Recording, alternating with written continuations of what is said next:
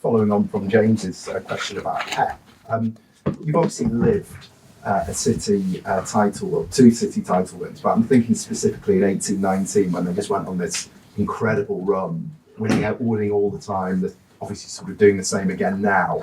Is there anything about Pep that changes in the run-in, and does it worry you when you obviously know him so well that he's now got his eyes on that trophy? That is what we expect, when you look at what they've done in the last 7-8 years and the amount of points. You have to have those sequences and those kind of momentums to reach to that amount of points. So it's not a surprise. And in your heart, do you think that City will drop a result? In my heart and in my soul, this is what I'm hoping for. Yes. And I was just going to say one last thing. You've obviously played first before City recently, and you've done your job, which obviously you sort of you were able to sort of sit back and watch City. Can you just talk about the emotions that you feel when you can't control that, of course, but you're clearly hoping they don't win? What goes? Just talk us through what goes on. But you know what is going on. You just want to win, and to win, you need others to draw points, and you are hoping for that to happen. And then you have to manage your emotion, because it doesn't matter what happens on that day. There's still a lot of games and points to play. You're going to have to perform, prepare, and win the next match in order to maintain that momentum. And this is what we are trying to do. So, irrespective of how this season finishes, how confident are you, and how much belief do you have that Arsenal will be better next year and the year after? I don't know. I think I'm focused right now in what we have to do and the tasks ahead, and they would have to have the same, sit down, analyze what we've done, what we have, and certainly how we're going to be better. That's the only objective that we have, how we're going to be better, much better next season. I think people don't really quite appreciate how young this team still is. I think 2 years ago it was all we ever talked about. And now people look at Arsenal as ready to win. But the players, Saka, Odegaard, Havertz, Rice, they're still early or mid-20s. There's a lot more to come, right?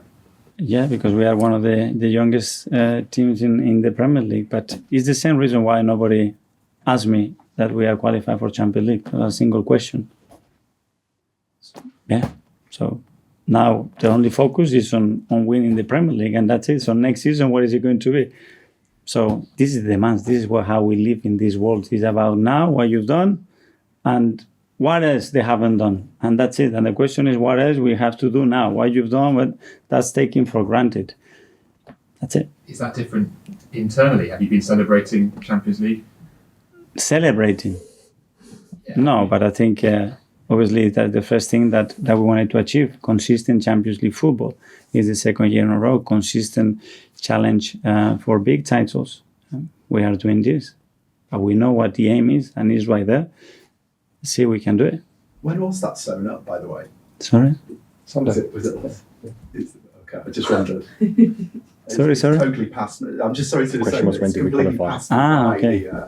The top four thing. But it's a good sign, because it passes you. But before you were looking, how many points Arsenal needs to be in the Champions League? Still 7 to go, and we have 3 matches. Oh, we're in trouble. Yeah. Now it's a different story. It's a great sign, by the way. Good. Jordan? Hi, Mikel.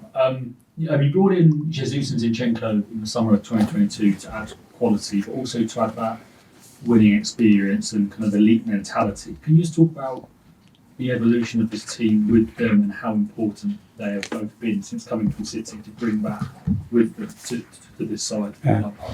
I think it was a crucial market. And the profile that we brought in that summer, with the experiences that they had, with the environment that they lived already, it brought so much to the team in terms of quality, in terms of experience, in terms of confidence to the rest of the team, the squad, that we had other elements in the squad to do it, and they've been super important for us. Do you think the evolution would have been as quick as it has been without them?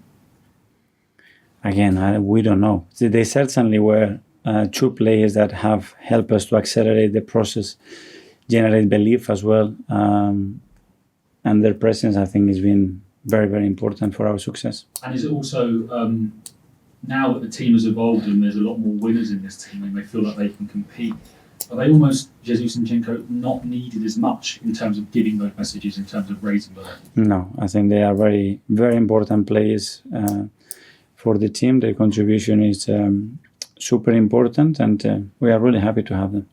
Okay, finally we'll go to Darren. I'm Mikel.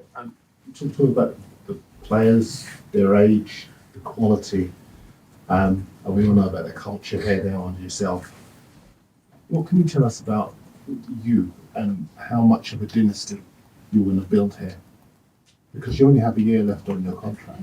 My dynasty is win tomorrow. Play really good and win tomorrow. This is my dynasty. Well, fans do look at what you've done, and obviously they want to see more of it. Yeah. Do you have a plan that, in your mind's eye, do you see yourself as building a dynasty here of success?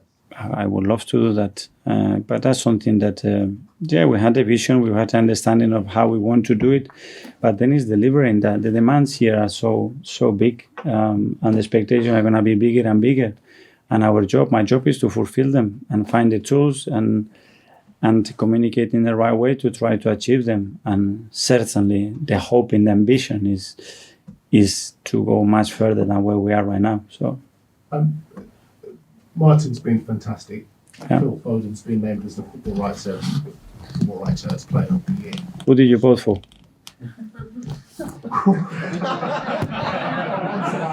You always ask the question, you want an honest answer, and now you don't want to tell me, eh? I did vote for Phil, but only because he scored lots of goals while Holland was away, whereas Martin's been integral to the team, but it's been a great supporting cast, right? Okay. Is that okay? Thanks for telling me. I don't know if it's okay, it's your decision. Well, what can you tell us about your thoughts around that? It's great to have two players nominated in those categories. It shows you how good they are, basically, and how far they've come. And as well, I think it tells a lot about the team and their teammates and how important they are for our club. So great. I think it's very good for the club to have. And just finally, you played with Iraola as a 12-year-old. Yes, he was really good.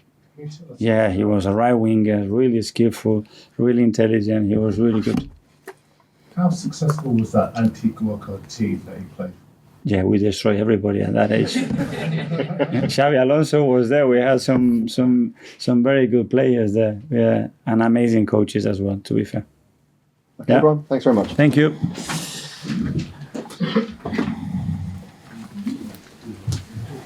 Sorry, Yeah. I asked you about Champions League last week. Oh, did you? Yeah. That's pretty much. Yeah, it's all good. It wasn't a good question. Next time.